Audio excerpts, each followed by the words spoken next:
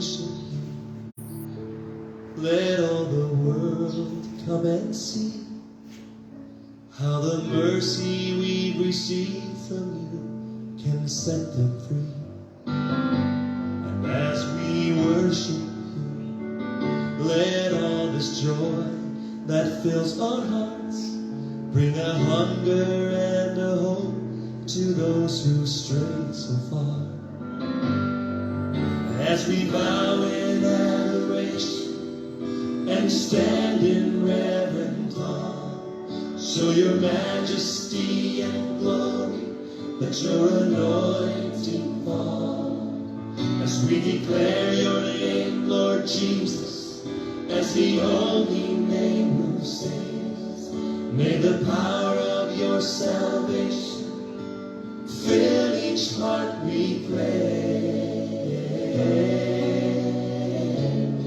As we worship you, let all the nations hear our song, the song of Jesus and his blood that proved his love for all. As we worship you, may all the lost and broken come. May they hear your still small voice call out their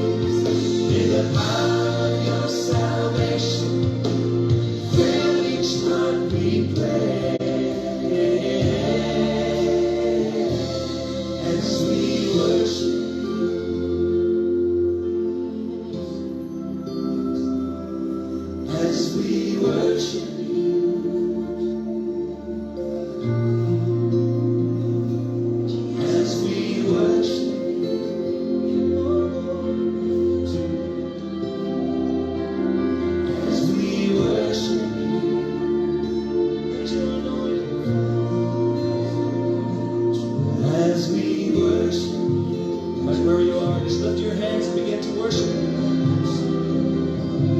as we let your glory fall. As we worship let your spirit fall. As we worship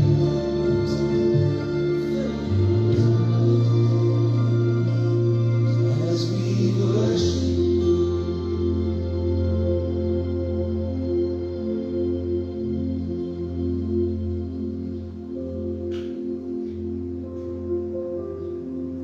oh, we welcome you.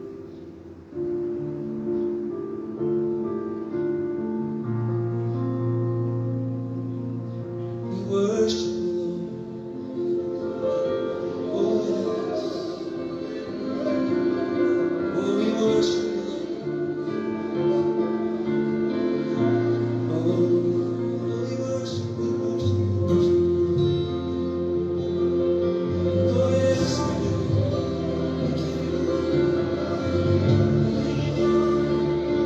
We give you praise. Oh, we worship you, Lord. We give you praise. Oh, we worship you, Lord. Let your glory as we worship you. Send your spirit, Lord. Send your spirit as we worship you.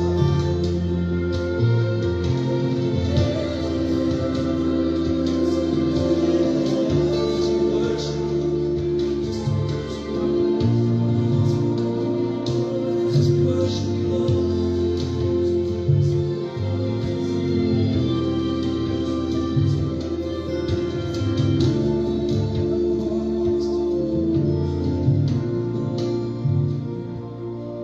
As we worship.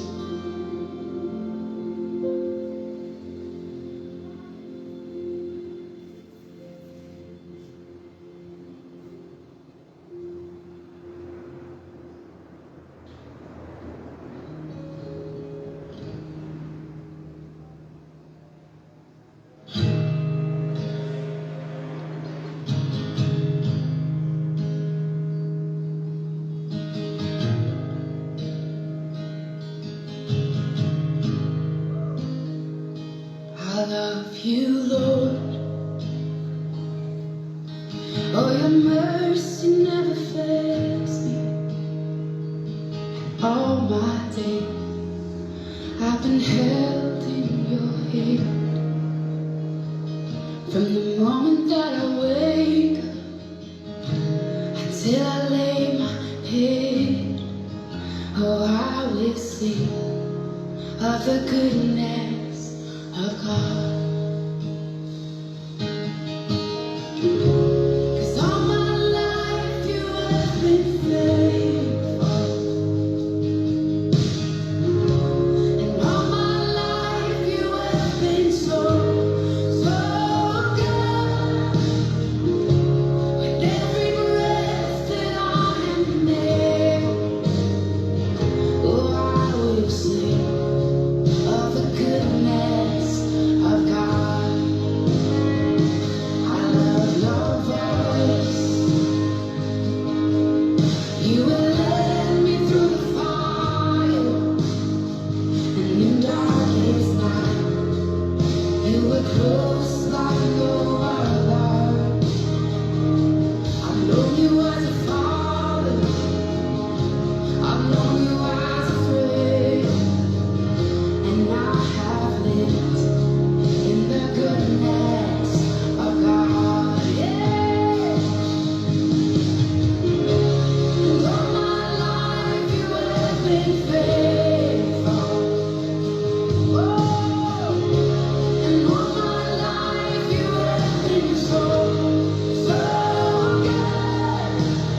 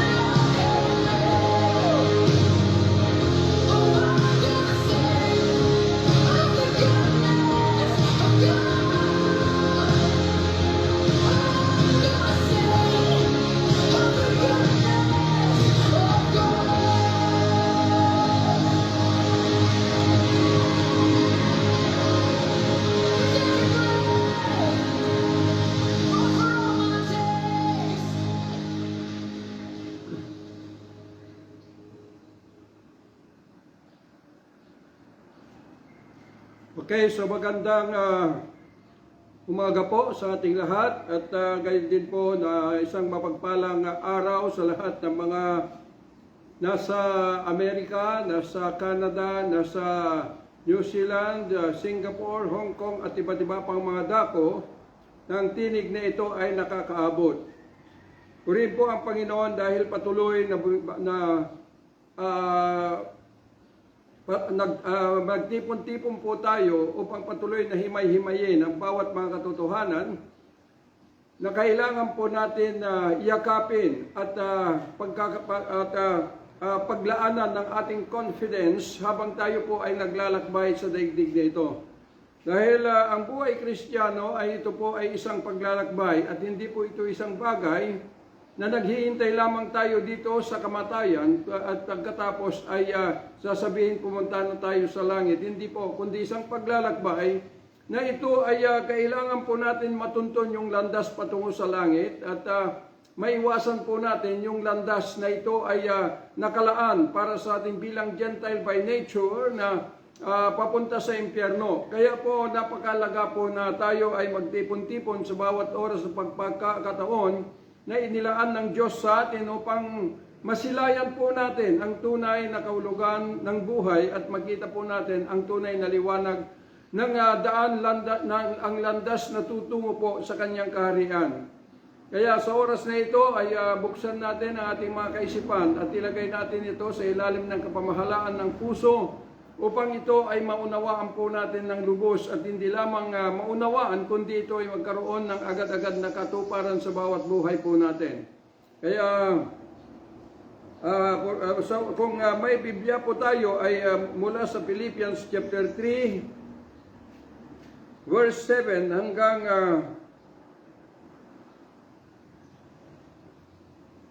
10. But what things were gain to me, those I counted loss for Christ. Yea, doubtless, and I count all things but loss for the excellency of the knowledge of Christ Jesus my Lord, for whom I have suffered the loss of all things, and do count them but dung, that I may win Christ, and be found in him, not having mine own righteousness, which is of the law, but that which is through the faith of Christ, the righteousness which is of God by faith, that I may know him and the power of his resurrection and the fellowship of his suffering, being made conformable unto his death. Father, we thank you for your scripture that you have opened unto us today. We pray, dear God, to continue unveil all the realities behind all this written scripture, na patuloy na magbigay sa amin ng tunay na liwanag, Panginoon, sa aming patuloy na paglalakbay. Lord God, sa daigdig na ito at matagumpay naming tahakin na, Panginoon, ang landas tungo sa iyong kaharian, ngayon at magpakailanman. Dalangin ko po, Ama, sa pangalan ng Panginoong Hesus, na ang tinig na ito, mga katotohanan na ito, ay darating sa buong mundo, Panginoon, Lord God Almighty. Nakalakip ang apoy, Panginoon, mula sa iyo na ito isas, magmamanifest sa buhay ng lahat na makakarinig, that they may be convicted continually, Lord God Almighty, to live into your holy presence all day long. Father, we thank you, and thank you, Lord God Almighty, sa presensya ng lahat ng mga heavenly hosts na pinamumunuan ni Angel Michael, Angel Gabriel, at higit sa lahat, salamat po, Panginoon, because we are always free, Panginoon, to stand into your holy presence, Lord God, as one together all day long. Father, we thank you. In Jesus' mighty name we pray. Amen and amen. Okay, so ang ating pong pagtatalakayin sa araw na ito is about the real cost to win Christ in our life. So, ang tunay na halaga upang mapagtagumpayan po natin ang Panginoong Hesus. Bakit mapagtagumpayan? Ang Panginoon ay nagtagumpay na talunin ang ating pong mga ang master natin na si Satan, na di natin alam na siyang naging master natin, at nagkaroon na po ng kalayaan ang lahat, the freedom, in order na magkaroon na ng pagdidesisyon. Kaya nga to win Christ, dahil yung nakagisnan po natin na buhay ay walang iba kundi ang daigdig na ito. Kaya ito yung pumipigil sa atin, yung buhay na ito, upang lubos natin mapagtagumpayan ang Panginoong Hesus to live in His presence all day long. So, ito po ay kailangan po natin mapag-unawaan. Dahil noong pong tayo ay, nilikha ang Diyos ang tao, ay sila po ay inilagay sa paraiso na kung saan, pagka sinabing paraiso, ay ito po ay lugar na kung saan ay everlasting life. Pero nung natalo linlang ang ating ninuno na si Adan at Eva, sila po ay napalabas mula sa Garden of Eden, na ito ay ginawa ng Diyos dito sa planet Earth, a part of this planet Earth, upang sa kanyang sa pagdami dapat ng tao ay i-replenish ang buong planet Earth as a paradise. In a miniature of the heavenly paradise. Kaso nataig ang ating ninuno ni Satan, kaya nahulog po ang ating ninuno sa kamay ni Satan dahil sa kanyang panlilinlang. Kaya dito na po ay sinamantala ni Satan na dahil yung spirit of puso natin ay binigay ng Diyos, nung lalangin niya ang tao, ay bumalik sa Diyos. Kaya naiwan na lamang po yung ating kaluluwa at ang ating katawan. Dito ginamit ni Satan ang physical na katawan natin upang isakatuparan yung sinabi ng Panginoon in Genesis chapter 3 verse 17, 18, and 19, na ang sabi niya, dahil sa iyo, Adan, sabi niya, pinakinggan mo ang tinig ng babae.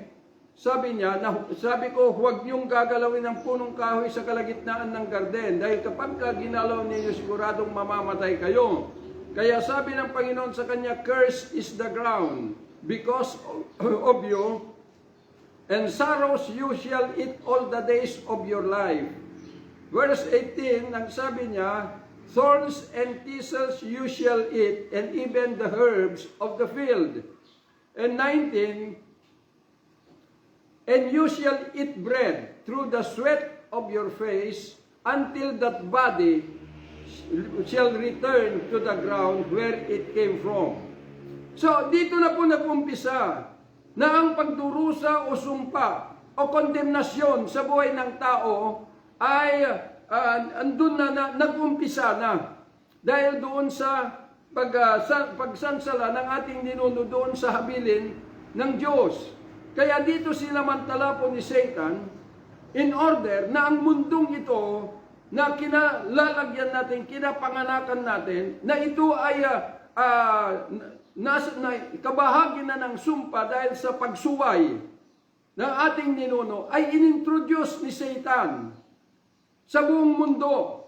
Yung kahalagahan nito, ginamit ang ating 5 senses upang yung 5 senses natin ay mailagak ang ating pita o our lust in this world. Ang pita ng laman, pita ng mata, at pride of life. So, dito po ginamit ni Satan para i-introduce ang kahalagahan ng mundong ito, when in fact, it is already cursed. Na isumpa na, curse is the ground because of you.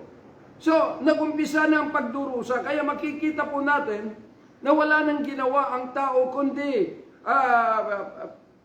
yung ibangon ang physical na buhay sa iba't ibang kaparaanan upang matustusan ang pangangailangan nito at maitaas ang kanyang karangalan ang buhay na ito. Kaya dito na po na-focus at naiangkla ang ating pong kaisipan sa pag-ibig at pagmamahal sa buhay na ito.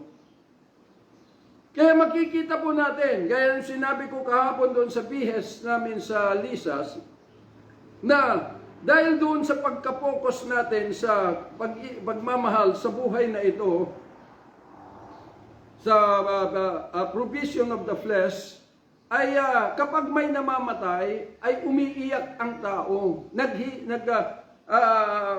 nananangis, dahil sa kanyang pagpanaw. So, bakit?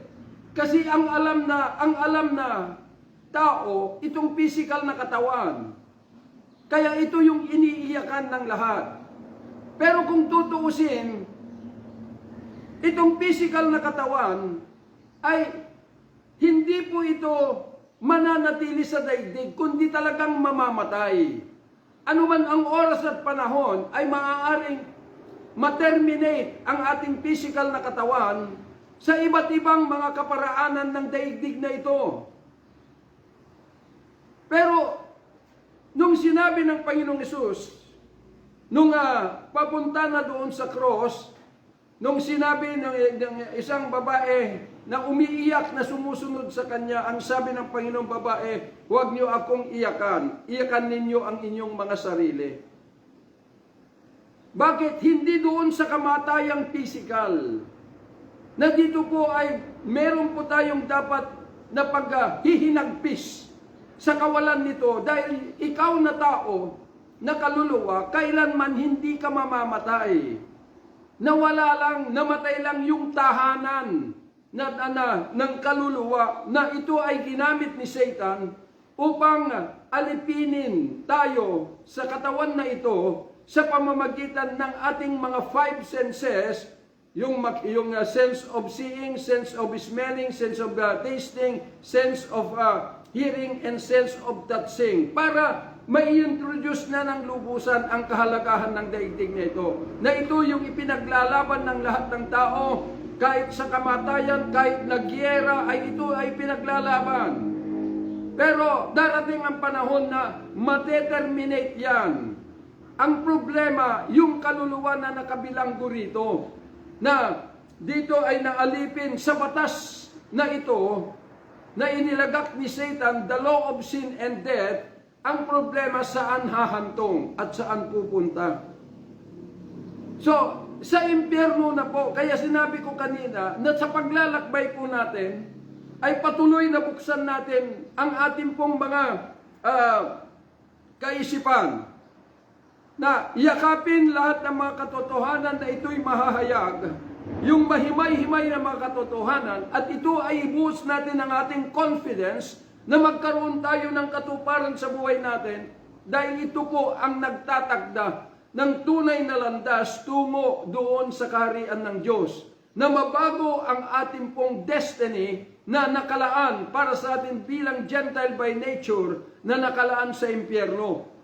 At pwede pa natin baguhin habang buhay pa tayo sa physical na katawan na ito. Dahil kapag patay na yan, hindi mo na pwedeng baguhin. Kahit na ilang dasal pang gagawin, kahit na ilang sa santo pa ang tawagin mo, hindi na po pwede. Dahil sabi ng Hebrew chapter 9 verse 27, nang sabi, minsan lang binigyan tayo ng Diyos ng karapatan mabuhay sa daigdig nito pagkatapos paghuhukom. Kaya lagi kong sinasabi, kaya to win Christ, dahil ikaw na po ang hahatol sa iyong sarili. Ibig pong sabihin, habang nabubuhay ka, ay kung saan mo pinili na magpaalipin ang iyong buhay, ay doon na po ang iyong destiny. At kung pinanatili mo na ikaw ay nasa ilalim ng batas ng laman, at ito yung lagi mong pinapahalagahan, bagamat tinatawag mo ang buhay na Diyos, tinatawag mo ang Panginoong Hesus, ibig pong sabihin, ang naghahari sa iyo ay walang iba, kundi ang Diyos ng kadiliman. Kaya nga, binigyan tayo ng pagkakataon ng Panginoon. Ibinukas niya po ng pintuan ng kalangitan. We have already that freedom to choose. Kung tayo po ay lilipat o hindi. Dahil kapag sa paglipat po sa Panginoong Hesus ay hindi po ito madali. Nakagaya ng mga sinasabi ng lahat, na kapag ka nagbabasa ka ng Biblia at patuloy na nananalangin ka at patuloy na sinusunod mo kung ano yung nauunawaan mo sa Biblia, ay sa langit ka pupunta. Magkakamali po tayo. Dahil yung Biblia po ay hindi po ito yung magtutuko, sasabi na sa langit po tayo pupunta. Maliban kung yung itinuturo ng Biblia ay matagpuan po natin, yun po, natagpuan mo na katotohanan, At hindi lamang doon sa nasusulat ay doon mo makikita that you belong in the kingdom of God. Kaya nga to win Christ is not, hindi po madali. Kasi mahirap pong iwanan, mahirap pong talikdan yung kalagahan ng nakagisnan nating buhay. Hinggil sa daigdig na ito. Pero tingnan ninyo, hindi ba mula sa pagkabata mo at paglaki mo ay tumatanda ka na tumatanda. Kaya nga, maraming natutuwa kapag umabot na ng 150, sasabihin pinagpala. Pero sabihin ko po sa inyo, hindi po pinagpala. Lalo lang pinahaba yung panahon na kung saan ay nagdurusa sa daigdig na ito. Pero salamat sa Diyos kung ito man ang hahaba ng buhay, na ito'y nakamtan mo, ay yun yung haba ng buhay ipinagkaloob sa iyo upang hanapin mo at katagpuin mo ang kalayaan mo mula sa pagkakabilanggo sa buhay na ito.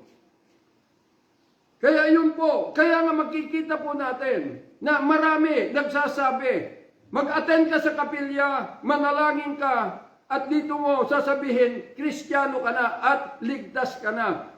Mali po yun. Dahil sabi po ni Pablo, na ang sabi po niya, but what things were gained to me, those I counted loss for Christ. You doubtless, and I count all things but loss for the excellency of the knowledge of Christ Jesus my Lord, for whom I have suffered the loss of all things, and do count them but dung, and I may win Christ, that I may win Christ. So dito, sabi ni Pablo, walang pagdududa na lahat ng bagay na mahalaga sa akin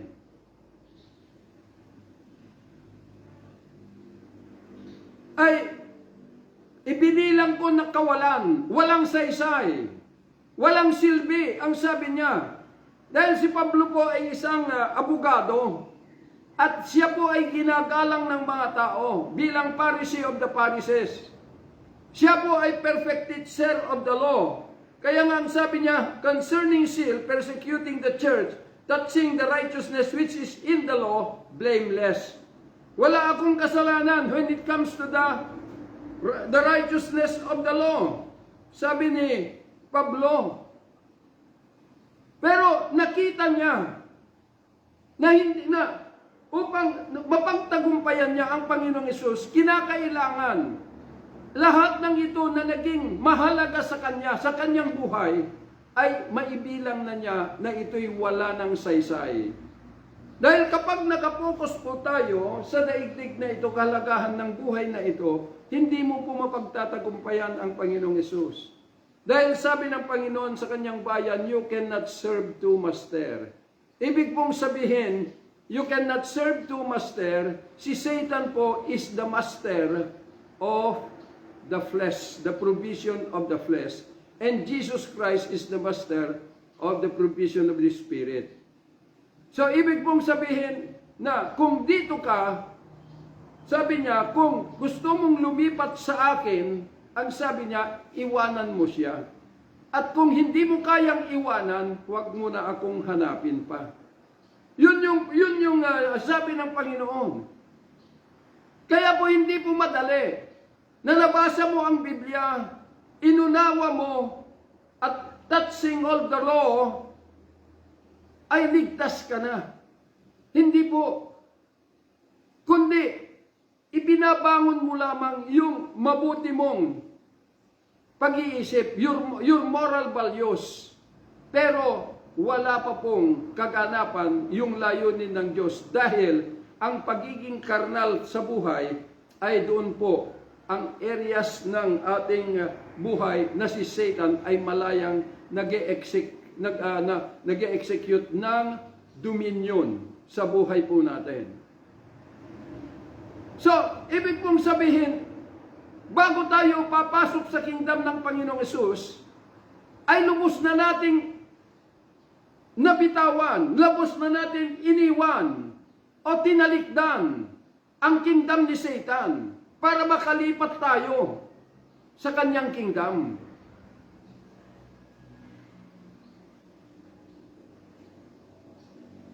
Kaya nga anong sabi ng Panginoon sa kanyang bayan?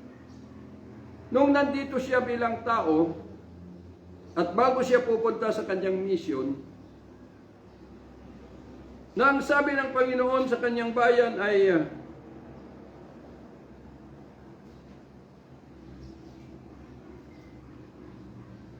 And Jesus said unto them, Verily I say unto you that you which have followed me in the regeneration, when the Son of Man shall sit in the throne of his glory, you also shall sit upon 12 thrones, judging the 12 tribes of Israel.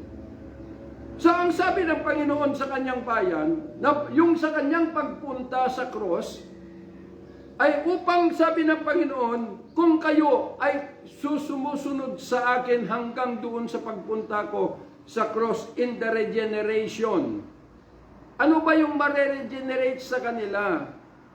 Yung kanilang, yung righteousness of the law, yung pananampalataya nila through righteousness of the law, must be regenerate through the righteousness of God, through the faith of Christ, the righteousness of Christ, of God.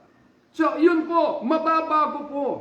Hindi na po makabatay yung pananampalataya nila o katwiran nila sa existing law na galing kay Moses.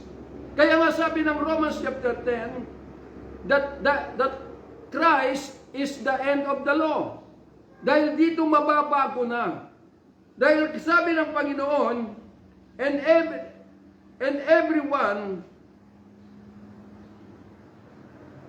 in the regeneration whom the Son of Man shall sit in the throne of his glory, you also shall sit upon 12 thrones, judging the 12 tribes of Israel. So ibig kong sabihin, na yung pagsunod nila ay makakasunod lamang sila kung susundan nila yung instruction ng Panginoon. Na ang sabi niya, those who want to follow me must deny himself and carry his cross and follow me. So, yung pagsunod ay kinakailangan ma-deny nila yung kanilang sarili.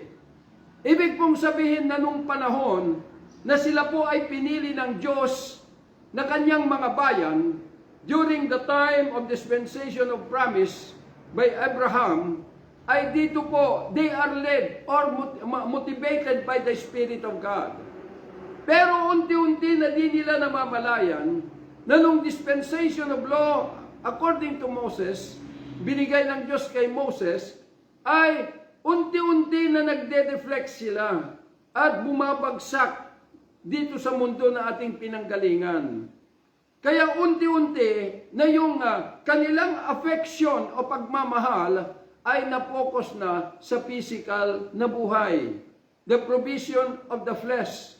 Kaya hindi mo maaalis dahil sila po ay binigay ng batas sa kanila ng Panginoon, the righteousness of the law, because they are, sila po ay natural descendants of God. So, ibig pong sabihin sa kanila po ibinigay ng batas upang ito yung kanilang panuntunan kung paano sila mamumuhay in this world, in the presence of the living God. Kaya lamang sila po ay nag-disobey. Nawalan sila yung belief. At doon, dahil sa batas, dumating ang sumpa sa kanila. At yun na rin ang patuloy na umuusad sa bawat tao dito sa daigdig dahil yung law, the righteousness of the law, still they are touching to teach the people here on planet Earth. Itinuturo yung batas na ito'y bumulag sa Israel, 2 Corinthians chapter 3, na bumulag sa Israel upang hindi nila makita yung hangganan yung naabulis na batas. So naabulis na ito.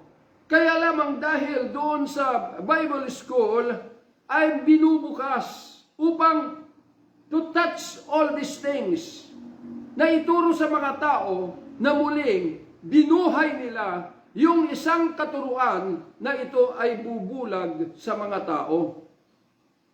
Kaya po maliwanag na ang mga tao hindi nila napagtagumpayan ng Panginoon Jesus, those under the motivation of the intellect of men. Bakit? Kasi nagtitiwala na sila ay nalaman na nila, kilala na nila ang Panginoong Hesus sa pamamagitan ng banal na kasulatan. But sabihin ko po sa inyo, winning Christ is not what we learn in the written book, but winning Christ is what we possess in the presence of the risen Christ. A person, kailangan ma-encounter po natin. Hindi tayo mananatili doon sa nasusulat.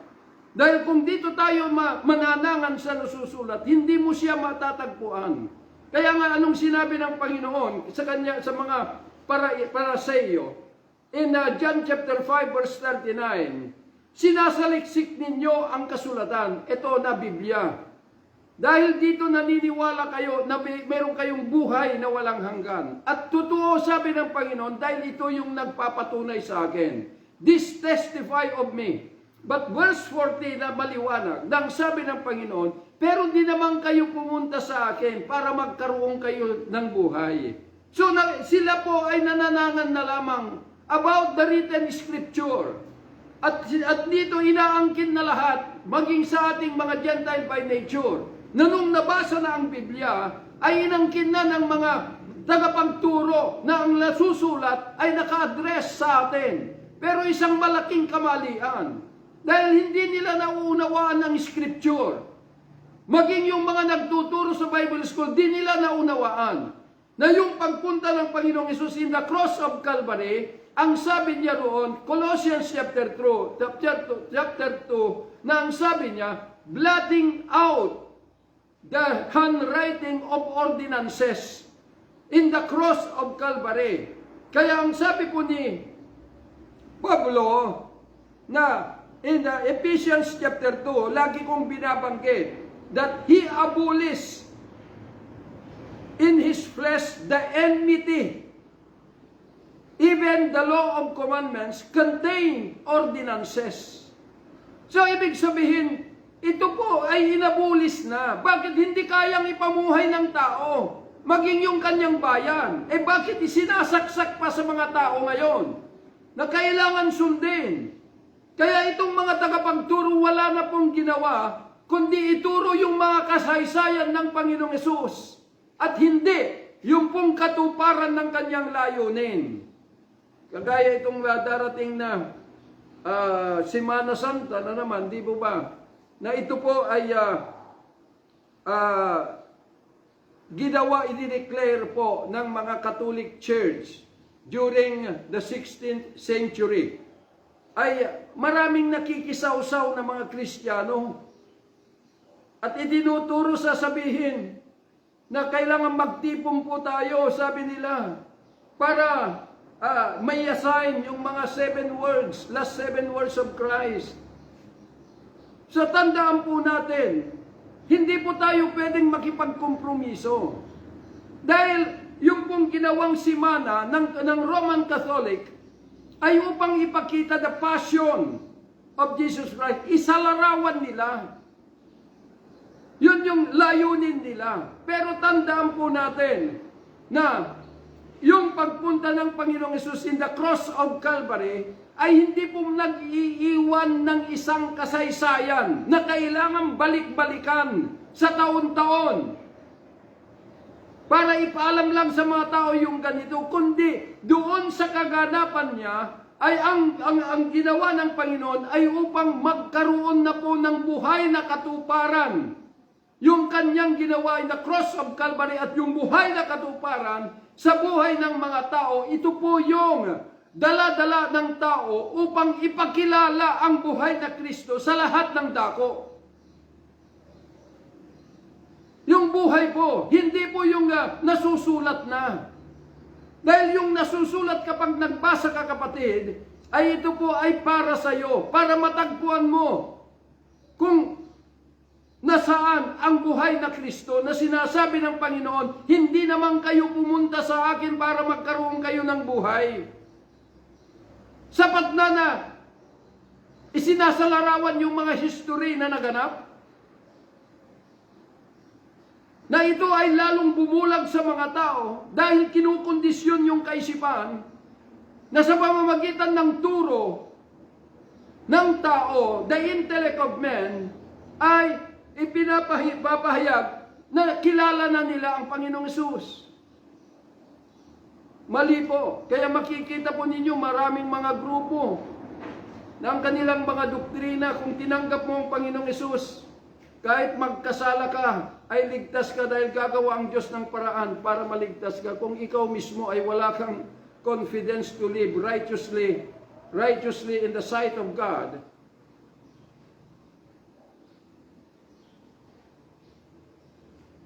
gagawa pa kaya ang Diyos? Natapos na po yun. Yung tinapos ng Panginoong Hesus na bukas na pintuan sa atin, nasa atin na ang pagtatrabaho. Whether we are going to na humakbang tungo po doon sa bukas na pintuan para makabahagi tayo sa kaharian ng Diyos. Dahil yung sabi mo na masama, hindi po. Sa Israel naniniwala ako kung ikaw ay Hudyo.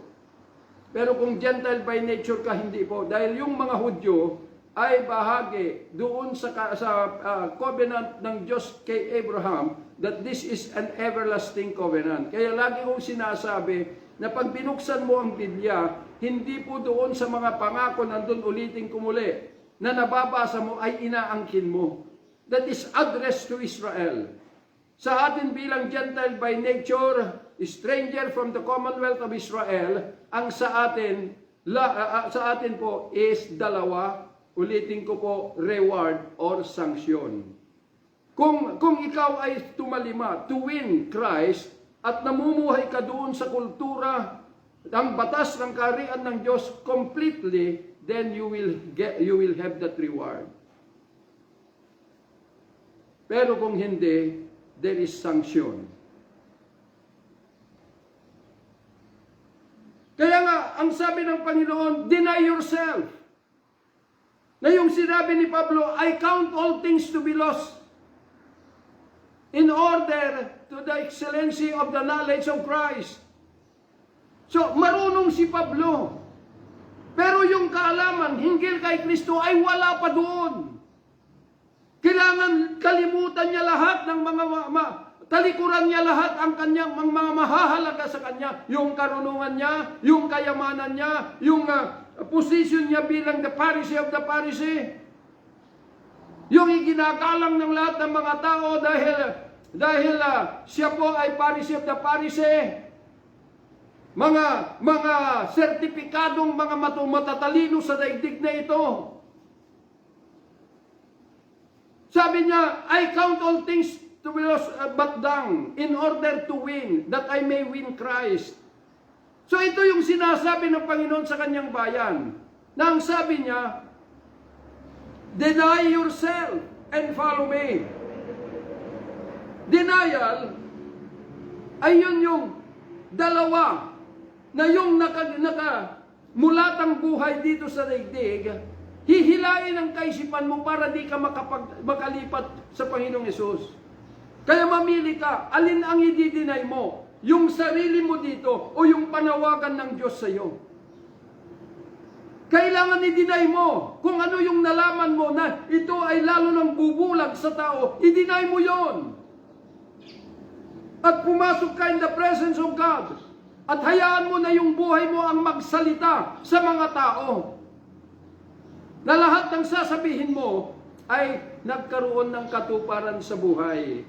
Kaya nga maging sa mga awit, papunta sa kapilya, ang daming mga magagaling, ang daming mga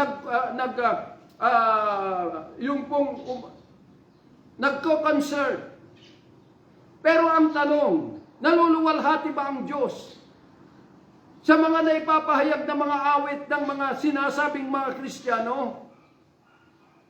Dahil kung tayo po ay aawit, hindi po yung naririnig na tinig sa bibig mo ang magbibigay kaluwalhatian sa Diyos, kundi hinahanap ng Diyos yung awit sa buhay mo. Na kung ano yung awit mo, yun yung buhay mo. Yun yung nagsasabi that we win Christ because everything that we speak, our confidence, it is the glory and honor of God. Hindi lamang yung boses natin, kundi yung boses natin ay bunga ng buhay na naidamit sa atin from Christ.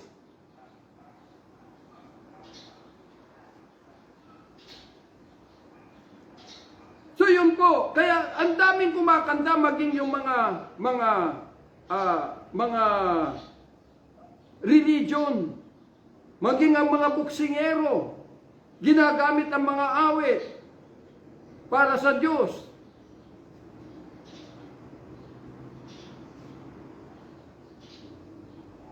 Nagpapakitang gilas sila sa Panginoon. Pero tandaan po ninyo, mga minamahal na mga kapatid, ang awit, ang pagpupuri at pagsamba ay hindi po yung tinig mo ang tinatanggap ng Diyos. Hinahanap niya ang lahat ng ito sa iyong buhay. Dahil ikaw ang napakasarap na awit na nakikita at naririnig ng Diyos.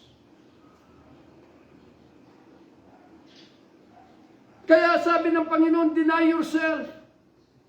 Bakit? Dahil itong mga Israelitas, alam nila na sila po ay mga bayan ng Diyos. Pero yung buhay nila, hindi na nila nalalaman that they are living under the rulership of Satan through the law of the flesh.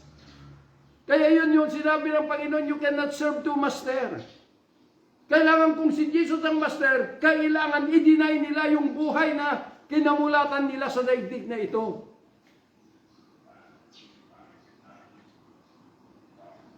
So, ibig pong sabihin na ito yung layunin kung bakit ang Panginoong Hesus ay bumaba.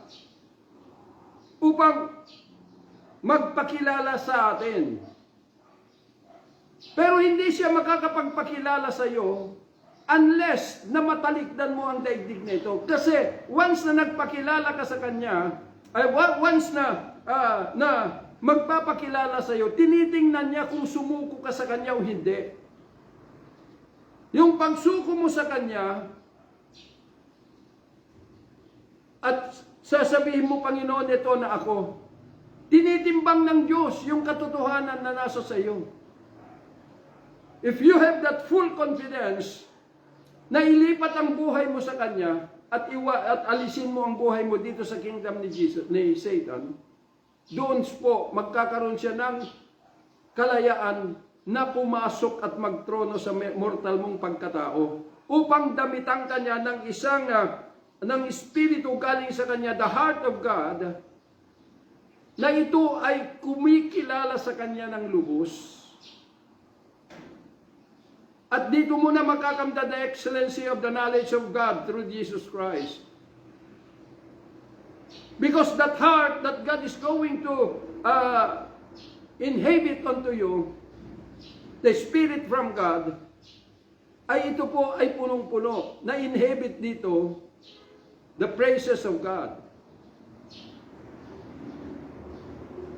Kaya doon mo makikita, ito po yung proof na nagtagumpay ka sa Panginoon because you have your full confidence to continue to live in the spiritual world. And to put your whole being under the rulership of the Godhead, the Father, the Son, and the Holy Ghost. Kasi yun po yung habilin ng Panginoong Hesus. Teach all nation. Hindi po yung turuan mo sila na maging mabait. Turuan mo sila na manalangin. Turuan mo sila na ganito. Teach all nation. Ipakita mo yung katotohanan ng karyan na naganap sa buhay mo. And you can express unto them kung ano yung naidamit sa iyo na katotohanan. Dahil yun po yung magtuturo. Hindi po theology, kundi full of action. Teach all nation. Bakit? Kasi kinakailangan na yung pong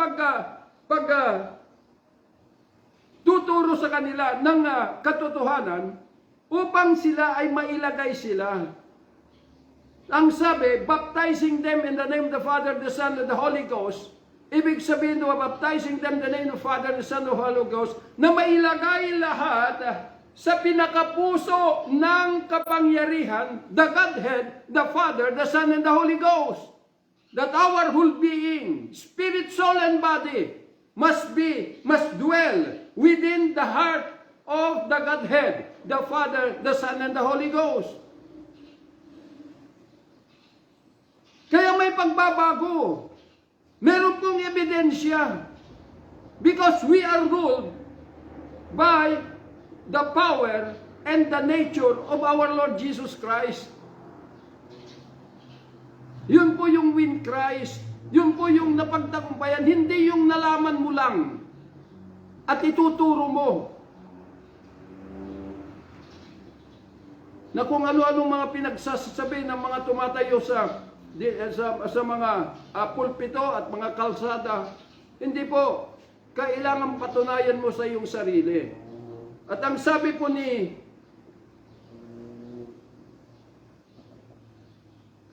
Pablo sa mga taga-Epesos, if there be therefore any consolation in Christ, if any comfort of love, if any fellowship of the Spirit, if any bowels of mercies, fulfill ye my joy that you be like-minded. Ibig pong sabihin na yung katuparan nito, the consolation, na ito ay na kay Kristo ay pag-ibig. At meron tayong fellowship in the Spirit. It is only one Spirit. It is no longer the spirit of this world, of darkness. At nandoon yung bowels of mercy. Awa, pag-ibig, at fellowship in the Spirit. Pagka sinabing fellowship in the Spirit, we are already transformed from carnality to the spiritual world. Na yung confidence natin na nandito sa daigdig na ito para magtagumpay sa lahat ng trabaho, businesses at ano pa man, ay nailipat na po natin yung confidence natin to live in the Spirit of God. So, yun po ang ibig pong sabihin. Kaya po, binalaan na niya yung kanyang bayan that before they will reach, na darating sila doon sa day of the period of regeneration, kailangan they must deny themselves here on planet Earth. Dahil ang hinahanap ng Panginoon na denial ay katulad po si Abraham. Na si Abraham po ay doon nanaginip kasi tinagurian siya the father of many nations at siya po ng ama ng pananampalataya. Na ito yung pananampalataya niya ay katulad po yung pananampalataya taglay ng Panginoong Hesus. Bakit? Paano napatunayan? Dahil noon po si Abraham ay siya po ay nanaginip at kinausap ng Panginoon sa kanyang panaginip nang sabi niya, Abraham, sabi niya bukas ng umaga, pagkagising mo, dalhin mo, sabi niya, ang pinakamamahal mong anak na si Isaac at dalhin mo sa bundok Moria at iyalay mo sa akin. Pagkarinig ni Abraham, kinaumagahan ay tinawag na niya si Isaac. Hindi na niya inalintana. Makita po ninyo na bagamat pinakamamahal na anak, pero Diyos ang tumatawag. Kaya ang sabi niya, anak, kunin mo yung asno at maglagay ka ng kahoy sa ibabaw ng asno at punta tayo sa bundok Moria. Ang sabi ni Isaac, Ama, anong gagawin natin doon? Mag-alay tayo sa Diyos. Pero sabi ni Isaac, saan ang ialay natin? Ang sabi ni Abraham, God will provide anak. Kaya nung nandun na po sa bundok, inayos nila ni Isaac yung altar na kahoy. At nung natapos yon, kinuha ni Abraham yung anak ng si Isaac at tinalian na niya. At nilagay doon sa ibabaw ng altar. At nung sasaksakin niya, sumigaw ang isang anghel. Nang sabi niya, Abraham, huwag mong salingin ang bata dahil napatunayan ng Diyos ang iyong pananampalataya. Yung pananampalataya nating sinasabi is subject to test. Kailangan patunayan po natin na tayo po ay gusto nating mamuhay in the presence of the risen Christ. Kaya nga, denying ourselves ay katulad po yung nangyari kay Abraham. Wala siyang question. Hindi siya umiyak.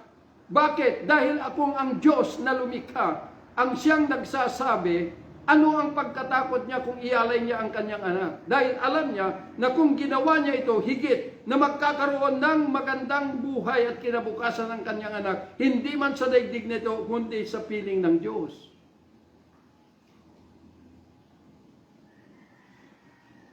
Pero tayo, napakahirap alisin yung ating pong affection sa buhay na ito. Kaya nga ang sabi ng Panginoon, makamtan mo man ang buong mundo kung ang kaluluwa mo ay mawawala mo, anong halaga nito? At yun yung direksyon ng lahat ng ginagawa ng tao. Na umangat sa buhay na ito. Pero ano ang kapalit nito, impyerno? The second death. Because we are living in the law of sin and death. And God is going to, ang plano niya ay mailipat tayo to possess the law of life in Christ. Pero paano natin mangyayari kung ayaw natin, hindi natin maalis ang ating pong confidence in this world, in the love of this world? Maaaring sabihin natin, Pastor, di na ako magtatrabaho, di na ako. Hindi. Magtrabaho ka. Magplano ka. Pero gagawin mo na ito living in the kingdom of Jesus Christ and not living in the kingdom of Satan. Kaya nga sa kingdom ni Satan, tuwang-tuwa ka kung marami kang kayamanan. Andoon na ikaw ay masayang-masaya. Pero ang kabinatnan nito ay impyerno. Pero kung ikaw ay nagtatrabaho in the kingdom, doing all these things within the kingdom of Jesus Christ, then you will possess yung pong higit na mahalaga, yung kagalakan mo in the presence of God. Ang kagalakan natin sa buhay ay ito ay mapapawi lahat ng pagkatakot. Na magunaw man ang daigdig na ito ay hindi na tayo matatakot because we know na tayo ay nagtagumpay. Nang sabi po ni Pablo, where is your sting now, death? Where is the sting of death? O amoy ng kamatayan. But it is already swallowed in victory. So ibig sabihin nagtagumpay dahil kay Kristo. So ito yung pinakamahalaga, that you possess that victory.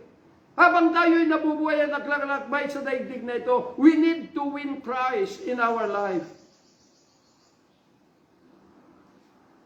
Pero kailangan mailipat mo your full confidence in the kingdom of Jesus Christ. Na yung sabi po ni Pedro, casting all your cares upon Him because He cared for you. Huwag kayong maniniwala sa mga papastor nagsasabi, casting all your anxiety. Hindi po anxiety yun. Kundi yung iyong affection, yung iyong pagmamahal sa nakakisnan mong buhay because of this physical life, ay ilipat mo na your care to the kingdom of Jesus Christ. To the fulfillment of His plan for your life, for your family, and for all your friends. Na dapat nandun na po ang confidence po natin. To be a part in fulfilling His mission and plan. Purpose here on planet Earth. Dahil matatapos ang daigdig na ito, makibahagi kayo sa patuloy na kaganapan ng plano at layunin ng Panginoong Hesus. Hindi po doon sa good works na tutulong ka sa mga ganito, sa mga ganon. Hindi po. Kundi upang maging kabahagi ka sa pagbubukas ng pintuan ng kalangitan sa lahat ng mga tao.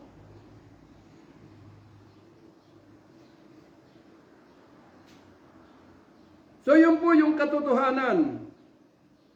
Kinakailangan lamang po natin na kung ano, sabi ni Pablo, ang nakita ko sa Panginoon at kung ano yung nasa aking buhay, kailangan meron po kayong confidence to live according to it. Para magkaroon tayo ng iisang kaisipan, sabi ni Pablo, at iisang pag-ibig. being of one accord, of one mind. Fulfill ye my joy that you be like-minded, having the same love, being of one accord, of one mind.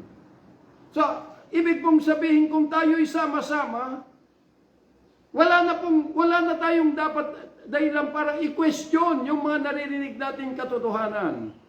Kaya nga marami yung mga umalis.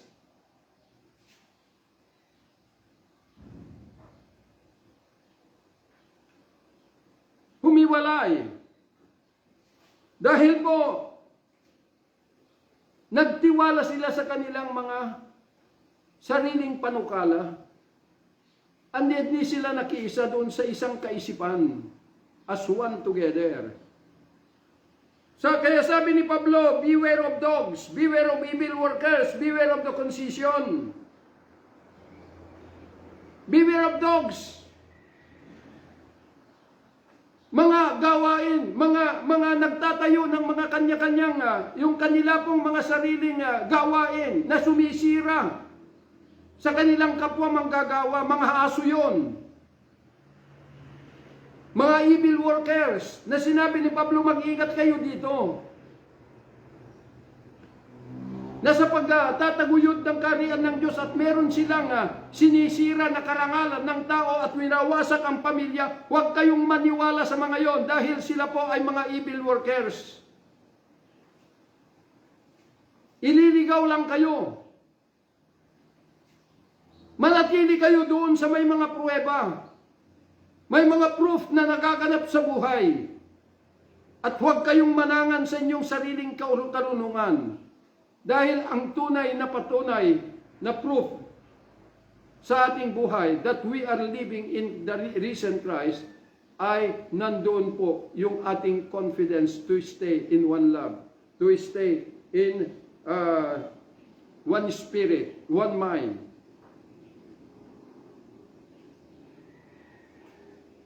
Bakit? Because we deny ourselves. Na yun sinabi po ng Romans chapter 4 kay Abraham, na si Abraham, he considered himself as good as dead here on planet Earth. At ganun din po sa atin.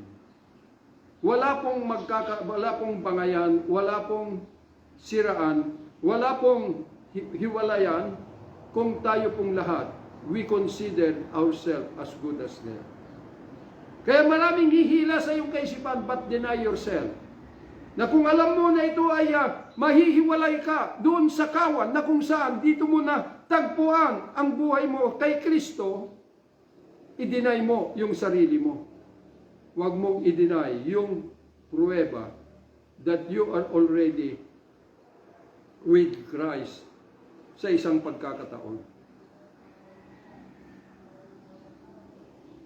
Kaya po mga minamahal na mga kapatid, napakahalaga po na maunawaan po natin. Oo, mahalaga ang buhay physical habang nandito tayo. Pero kailangan pahalagahan mo yan kung ikaw ay namumuhay na sa kingdom ni Jesus Christ.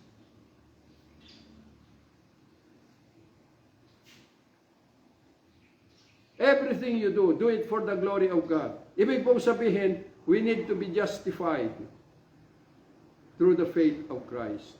Upang lahat ng ginagawa natin ay hindi na po magbibigay kaluwalhatian kay Satan, kundi magbibigay kaluwalhatian sa ating buhay na Diyos. Walang iba kundi ang Panginoong Hesus, the risen Christ. Kaya yun lamang po at maraming salamat sa inyong pakikinig. I pray that this will have a manifestation to our life. Na habang tayo po ay nabubuhay sa daigdig na ito at may hininga, hindi po tayo titigil na patuloy na ibukas at i-expose ang realidad ng katotohanan. Marami pong masasaktan at marami pong magagalit. Pero inuulit ko po, hindi ko po ninais o hindi ko po binalak na manakit ng damdamin, kundi upang ibukas, i-expose the deeds of darkness to everyone.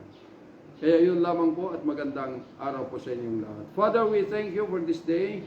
I pray, Lord God Almighty, that every one of us, Lord God, will be able, Lord God Almighty, to win